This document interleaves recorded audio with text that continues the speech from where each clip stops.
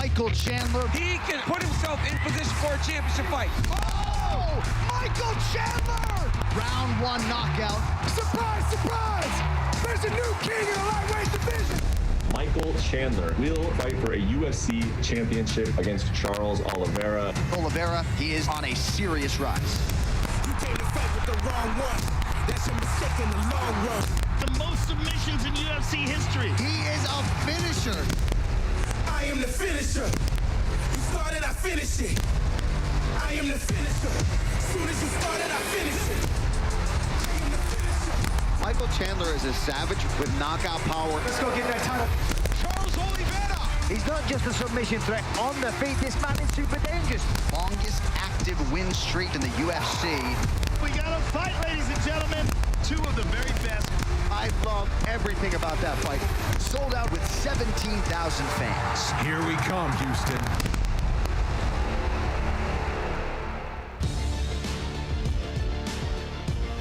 Welcome to the UFC 262 press conference, where this Saturday night, a new lightweight champion will be crowned in the main event, right here in Houston, Texas. But first, a fantastic co-main event in the 155-pound division. First to the stage, one of the hottest lightweights in the world today, riding a 6-fight win streak into this H-Town showdown. Here is Beneil Dariush.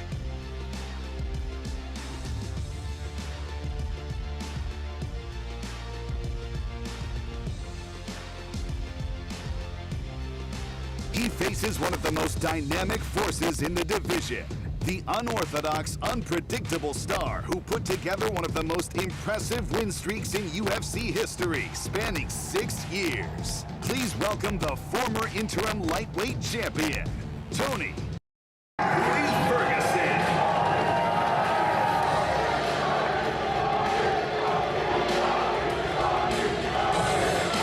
And in the main event, the vacant UFC Lightweight Championship will have a new title holder by night's end. Here is a man who burst onto the UFC scene in January with a jaw-dropping knockout of Dan Hooker, a champion in nearly every organization he competes in. This is Iron Michael Chandler.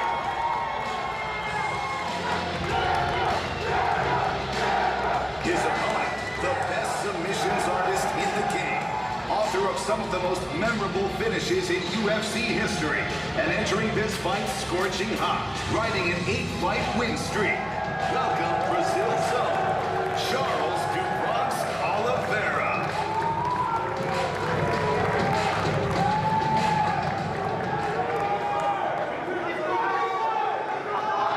What's up, Houston? How are you guys? Thanks for coming out today. We appreciate it. It's good to be back. What do you got, buddy? Start with you, Michael. I want to ask you, I mean, this is a crazy journey, right? Like 9 months ago, you're fighting for another organization. Now you're here for the UFC Undisputed title. So I just wonder what the feel is like. I mean, at this moment, does it still feel a little bit weird, or does it feel like this was my destiny all along? Man, it feels like, yeah, I mean, it feels like this is the way it was supposed to be scripted the entire time.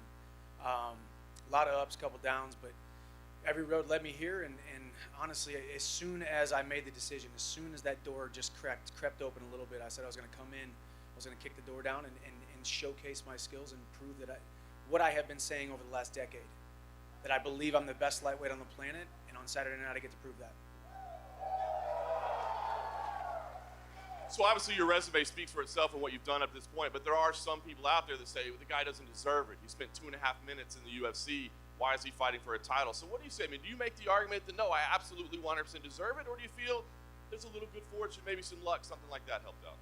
These days, the word deserve is a hard one to quantify.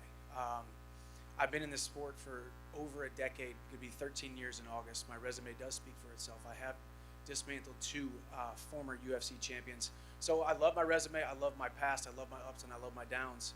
I think my the show that I put on against Dan Hooker, doing in 2.5 minutes what Dustin Poirier couldn't do in 25, what Paul Felder couldn't do in 25 minutes, I believe that was indicative of getting this title shot, not to mention the fact that I came in right away, kicked down the door, said yes to every opportunity, showed up with my work boots on, just like my dad did as a union carpenter for the last 40 years. And I show up, I'm a working man, I'm gonna say yes when you call.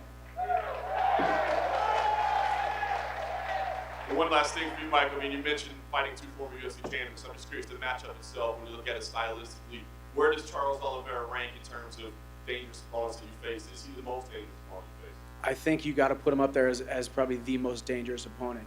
Not just that. I don't look at the skills that Charles brings to the table. I don't look at the record. I don't look at the submission wins. I don't look at the records that he has right now. I look at the fact that he's had some loss streaks. I look at the fact that he's been in the UFC for almost as long as I've been fighting. He was just a young kid from Brazil with a glimmer in his eye, hoping to be a UFC champion one day. All of a sudden, I know we're going to see the best Charles Oliveira on Saturday night. I expect that. The fans here in Houston, Texas, at the Toyota Center expect that. And we're going to put on a phenomenal show. Thanks, Mike. I appreciate it. Charles, I want to speak to you as well. Completely different path for you. As you said, 10 years in the UFC. So can you put into words what this moment means to you, this opportunity to finally fight for you as a title? Charles, eu quero fazer essa pergunta para você. Um caminho completamente diferente do Chandler. Você está aqui há quase 10 anos. Como é que foi o caminho para chegar até aqui? São 11 anos, vai fazer 11 anos de história, né, dentro do UFC. Acertei, errei, aprendi. Estou muito feliz com a oportunidade que estou tendo hoje. It's been 11 years. There were losses. I heard and I learned, and I'm really happy for this opportunity. Was there ever any moment along the way where you thought, I'm never going to fight for a title? I mean, I'm a great fighter, I've got a great record, but I'm just not going to be UFC champion? Teve algum momento que você, sabendo que é um grande lutador, pensou que você jamais lutaria por esse título? Lógico que não, com certeza, isso nunca ia acontecer na minha cabeça. Eu entrei no UFC, como entrei, falei para fazer história, eu venho fazendo história dentro do Ultimate, eu sabia que é a minha oportunidade de chegar. No, I never had a doubt. I knew someday I'd get it. I knew someday I'd fight for this title. Lastly, stylistically, I just want to ask you, I mean, we know what Michael brings to the table in terms of power, striking, great wrestling as well. Do you believe that he'll be willing to engage you in grappling? Or do you feel like this is going to be largely a stand-up fight? Estilisticamente, você sabe o que o Michael Chandler traz para a mesa? É muito forte, bom striker. Você acha que ele vai concordar em disputar a parte de grappling com você? O Michael é um cara duríssimo, merece todo o respeito do mundo, campeão da Bellator, tem uma grande história, é um cara que é muito duro na parte, pega muito duro em pé, é um cara que trabalha bastante o wrestling, com certeza ele está vindo muito bem, pronto para a luta, mas é como eu falei, eu também estou 100% pronto para a luta e vai ser uma guerra. Yeah, Michael Chandler is a very good athlete, very powerful, very good. He was Bellator champion, and I'm sure that he's going to bring his best game to the fight. Good job. Dan, just lastly for you, obviously we know the reason the title is vacant is because Khabib Nurmagomedov walked away, one of the greatest of all time. Do you think either one of these guys is going to have more to prove? He's a fucking bitch. He's a fucking pussy. Sorry to interrupt you. I'm going to dedicate this fucking song called Mask Off. Chase a check, never chase a bitch. That's Khabib.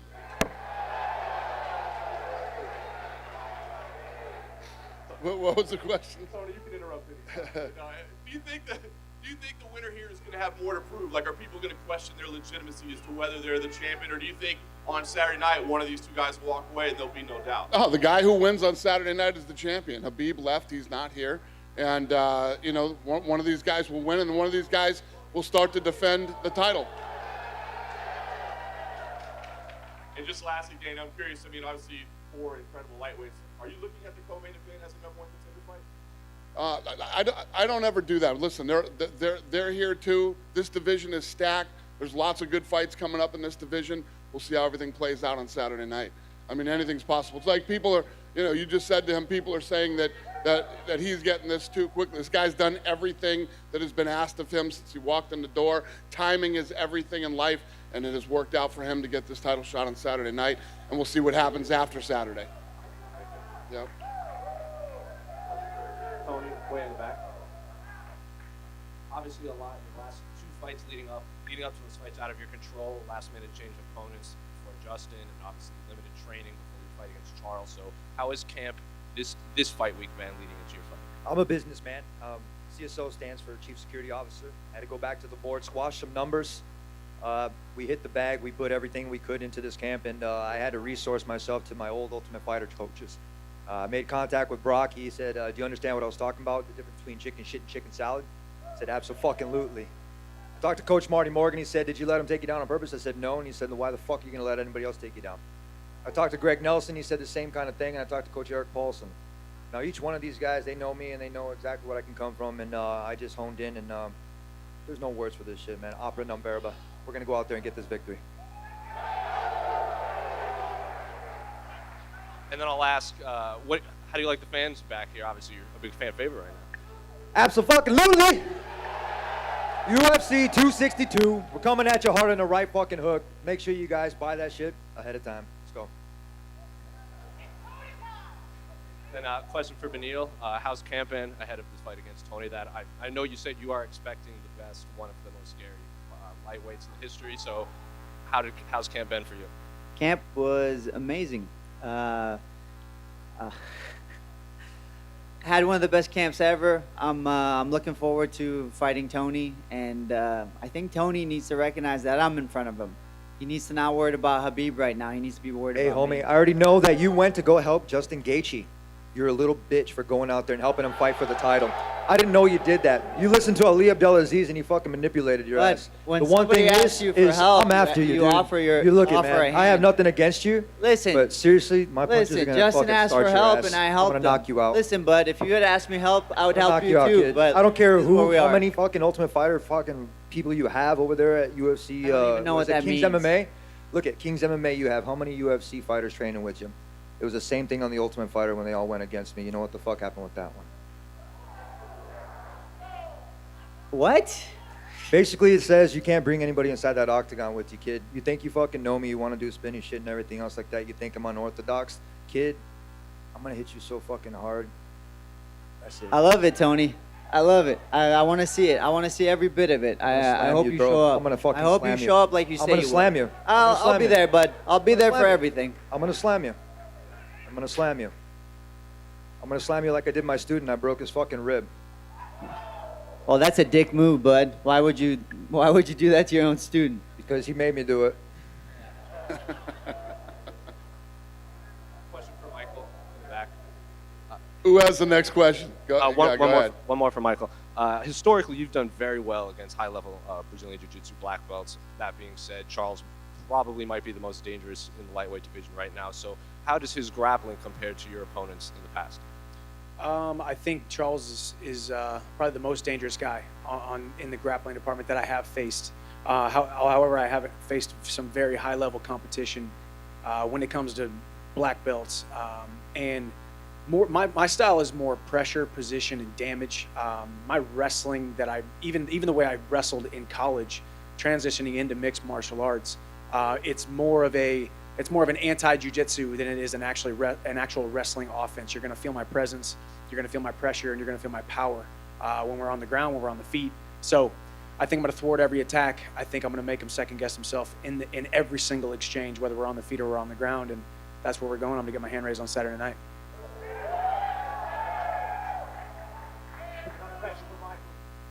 Getting the title shot this early into a UFC career, does that validate the decision to come over when you did? 1,000%.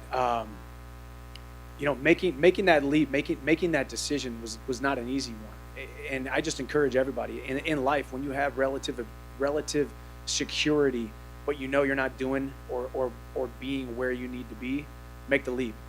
And that's what I did. That's what I did when I walked on the University of Missouri, became an All-American. That's what I did when I left the relative security of my previous organization, running into the UFC, saying yes to everything, keeping my work boots on, putting on a phenomenal show. And now I believe I become UFC champion because of it.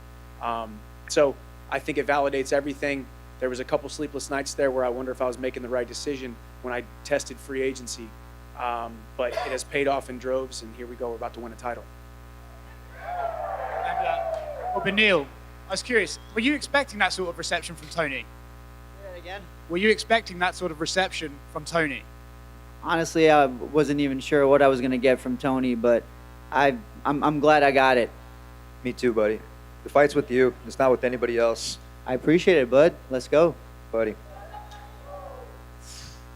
Tony, you say the fight's with Beneil, but not anybody else. But what will it be like to finally fight with the fans around you? It was exciting when there was nothing there, and it was exciting when there's something here. When we go out there, it doesn't really matter. Everything disappears, and it's like tunnel vision. It's exactly what it is. We go out there and we give our best. It's going to be a gentleman fight. We're going to go out there and we're going to give you fans exactly what you fucking earn, which is a good, hard fight. You got these two gentlemen who are fighting for a vacant title, who I had 12 fights in a row, and I fought for a title, but then I got stripped, right? The other day, one of the cameramen tripped over a fucking cord when I was giving an interview, and it was actually not funny. The funny thing is God never puts enough on our plate that we can't handle. Last year, I put so much on my damn plate that he fucking fixed me up for this year, and 2021's my bitch.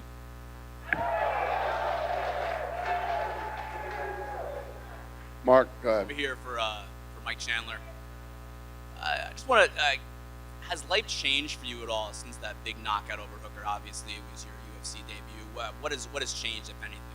A couple of things on the surface level. You know, a couple more followers, a couple more fans, a couple more pats on the back, a couple more affirmations thrown my way. But you got to keep the main thing, which is what I've done since I was 13 years old, dedicating myself to my craft. So life has changed in a lot of ways. There's a bigger spotlight, a bigger platform, a bigger opportunity, and now getting this title shot.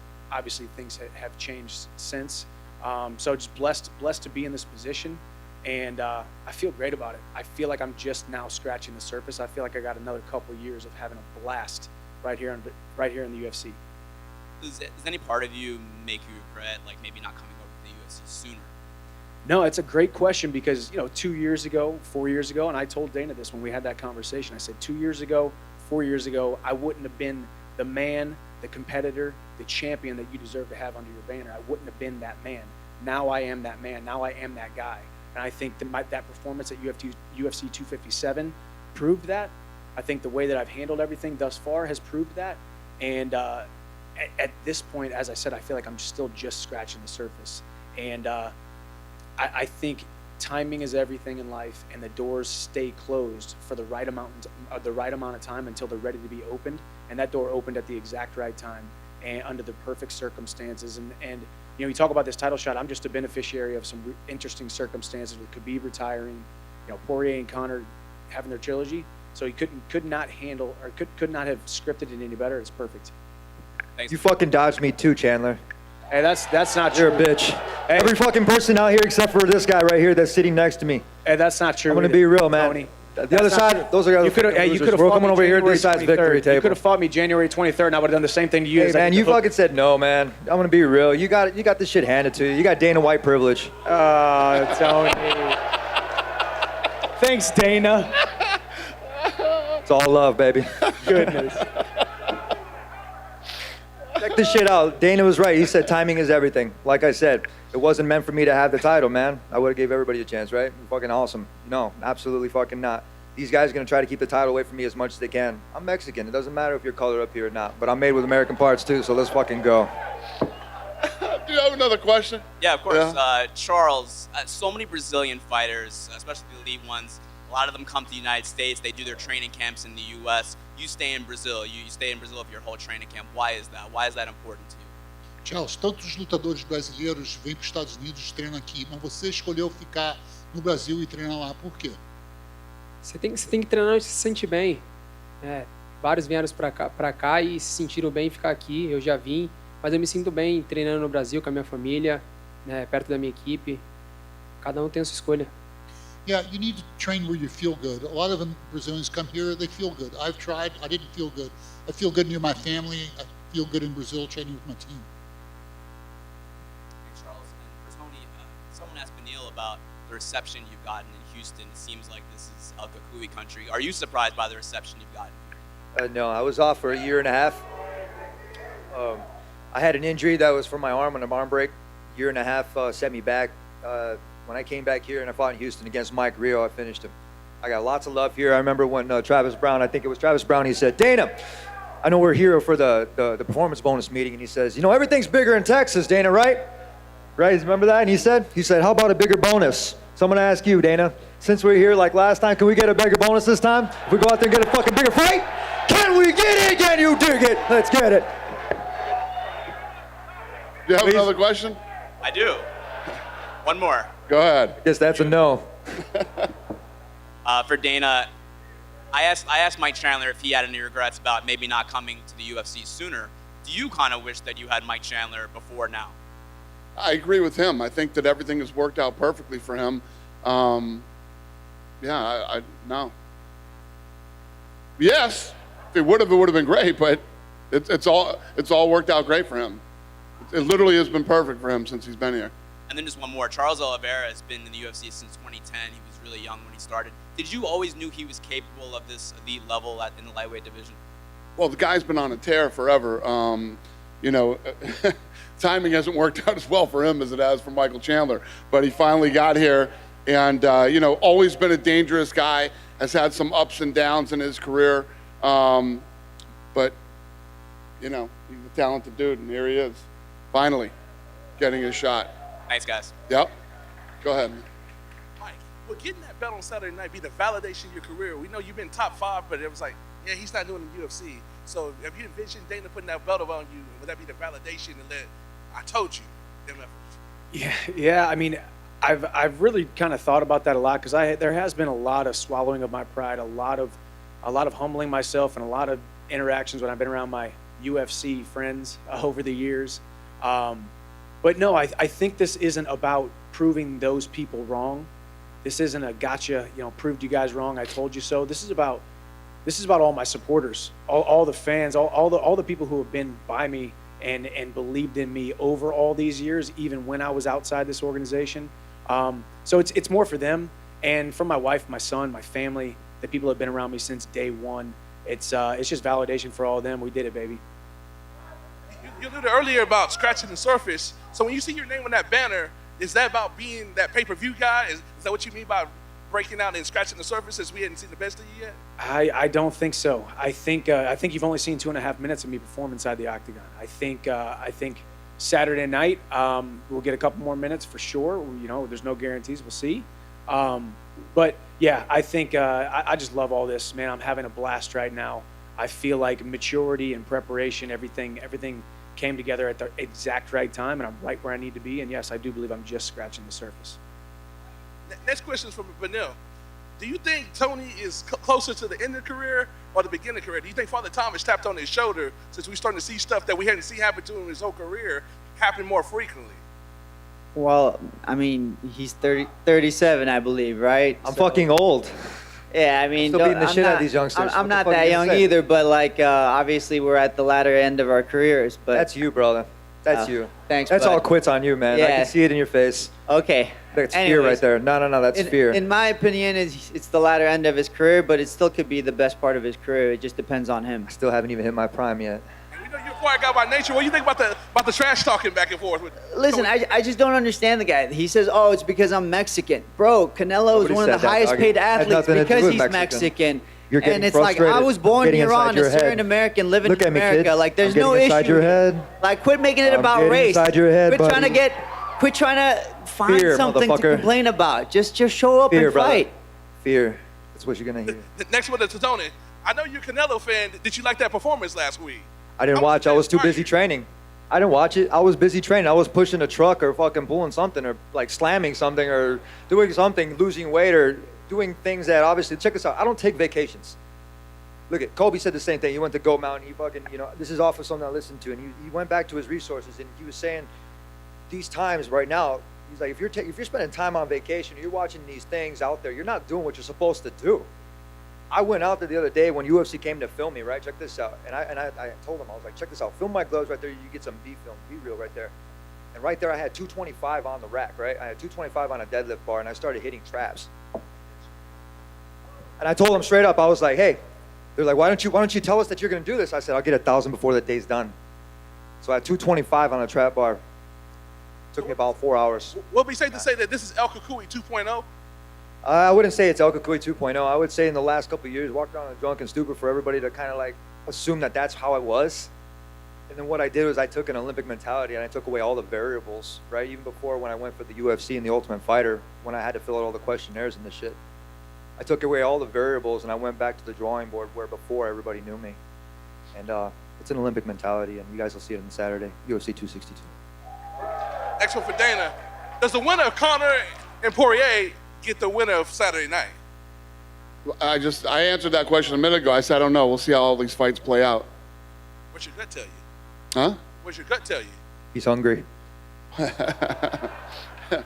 We'll see. We'll see. I don't really do that anymore. I don't say, oh, this is going to happen to that. Let's see how these fights play out, and we'll go from there. And, of course, y'all let the live gate and all that good stuff, and then Canelo and them did what they did last week. How do y'all top what y'all did in Jacksonville and put it all together and raise another level, UFC style? What's the question? How do y'all raise the level, like get more people in and do a crazy mega event that y'all haven't done before pre-COVID to do after COVID, like Canelo did with the 75,000 last week? We're doing fights every weekend. We do fights literally every weekend. Question in Portuguese for Charles Oliveira. Charles, desde a derrota para o Paul Felder, foram 8 vitórias seguidas, vários bônus de performance da noite, agora a chance é o cinturão. O que aquela derrota te ensinou? Tem um Charles novo desde aquela luta? So Charles, ever since your loss to Paul Felder, it's been 8 straight wins, multiple bonuses. What did you bring from that loss? Is that what brought you here now? A luta é assim, você tem que aprender. Eu aprendi com a derrota. Eu evoluí, eu procurei treino, eu procurei evoluir. Eu queria lutar com esses campeões, com esses caras que são os primeiros da fila. E graças a Deus aconteceu. Estou muito feliz. Yeah, fighting's like that. You learn from your losses. I learned from that. I learned that I need to be better if I want to be here amongst these guys. Fighting and life is like that. Como você disse, são 14 finalizações, 16 bônus de performance da noite. Esse ano você completa 11 anos no UFC. O que essa chance ao cinturão representa para você? O que esse título representa agora que você está tão pertinho, né, de finalmente conquistar? Olha, é um legado, né? There are 14 finishes by submission, 16 bonuses. What does this chance for this title mean to you? Olha, é um legado, né? A gente tem que deixar um legado. Minha primeira entrevista no UFC, eu lembro que eu falei que eu queria fazer história e eu venho fazendo história. Maior finalizador, sou o segundo recordista de bônus e eu quero aumentar meu legado. Eu quero mostrar para todo mundo que eu posso lutar com esses grandes campeões, com esses grandes nomes que tem dentro do UFC. Quero fazer história. Yeah, it's about legacy. I have the most submissions. I'm the second most bonuses. I want to prove that I can hang with these guys. It's about my legacy. That's what I want to prove here. Schmo. Question for Du Bronx Oliveira. You fought a lot of killers. When you found out you'd be getting the title shot, you found out it was against Michael Chandler, what was your first reaction? Charles, você já lutou com vários matadores. Quando você descobriu que você ia lutar contra o Michael Chandler pelo título, qual foi seu pensamento? Cara, de verdade, eu tô aqui pra me testar. Foi isso que eu falei, eu tô aqui pra me testar. Michael Chandler é um cara duríssimo, merece todo o respeito do mundo. Teve a oportunidade dele de lutar pelo título e eu também. Eu tô feliz com isso. Vai ser um grande show, tô pronto pra isso. I'm here to test myself. Michael Chandler is a very tough guy. He's beat a lot of tough guys. So this is test. I'm very, very happy. Mr. Michael Chandler, after you got the victory in your UFC debut, you did a Zoom call with the Nature Boy, Ric Flair. Ric Flair said he'd be walking out with you at your next fight, title shot. Is the Nature Boy, Ric Flair, walking out with you? Hey, it remains to be seen. I'm not gonna give away any secrets, but yeah, Ric Flair has become a friend of mine. That's right. So he's a legend. So it'll happen sometime in the future. Last question for Dana. What are the chances in the next 6 months the UFC will go international again for a pay-per-view fight? I don't know. It's going to depend on how this whole thing plays out. Obviously, we're doing Houston, then we go to Arizona, then we go to Vegas. I don't know anything beyond that. Hopefully it opens up, and hopefully we're going international again and all over the rest of the country, but I have no idea right now. This will be the last question right here. What do you got, buddy? Charles, você acabou de responder a importância desse cinturão para você. Eu gostaria que você me dissesse qual a importância desse cinturão para o MMA do Brasil. Charles, you've already answered us that how important it is for you to win this title. I'd like to know, what do you think, how important do you think it is for Brazil, for the fighters in Brazil? É como eu falei agora, né? Eu quero fazer história, eu quero que meu nome, né, entre no Brasil como os grandes campeões foram, né? Anderson Silva, José Aldo, entre outros. Eu quero que meu nome também esteja lá, né? Como um grande campeão, do jeito que eu sou, humilde, respeitador, lutando com esses grandes nomes que estão aqui hoje. It's about history. You know, I want to be like all the other great champions from Brazil, like Anderson, like José Aldo, with my humility, with my attitude. It's about history. Cinturão em jogo, pay-per-view, o retorno do público, muita coisa em jogo para você, né, nessa noite de sábado. como foi para você lidar com toda essa mudança durante a semana? O que mudou? Muita pressão, muita entrevista? The belt, the title, pay-per-view, second fight with the public after the pandemic. What does this all mean to you? How much did it influence you during this week? Cara, de verdade, estou curtindo meu momento, estou aproveitando meu momento. Eu lutei com grandes nomes, né? Eu já cheguei a lutar com grandes nomes, são 8 vitórias seguidas, né? Então, eu estou tranquilo da minha luta, eu estou tranquilo com tudo que vem acontecendo. É a volta ao público, vai ser show de bola, a gente vai estar todo mundo lá para dar um grande show para todos vocês. O card está perfeito, o UFC 262 vai ser perfeito. Truly, I'm coming off 8 straight wins, against tough guys. It's going to be great. I was ready for it. I'm ready for it. It's going to be beautiful. Última pergunta. O que eu queria saber de verdade, Charles, é toda essa, enfim, a sua evolução nos últimos anos, são 11 anos. Qual mensagem você deixaria? Por que foi possível para você chegar a esse ponto depois de 11 anos? Qual foi a chave? Qual foi o grande aprendizado? Primeiro, fé. After 11 years with all this evolution, what was the key to get you here? How did you surpass all these difficulties? Primeiro, fé. Você acreditar em Deus. Depois, a minha filha, minha família. A todos os fãs que acreditam em mim, a todas as lutas que eu fiz, ao meu time, né? Sou muito grato ao meu time, essas pessoas que estão na minha frente. Eu tenho orgulho de representar o Macaco Gold Team, futebol com o Diego Lima, né? E está crescendo cada vez mais. It's about faith. First of all, in God. It's about my family, about my team, about the people in front of me, about the fans. That's what motivates me. We're going to pull this stuff out of here and square these guys off for some photo ops. Thank you, Houston. We appreciate you.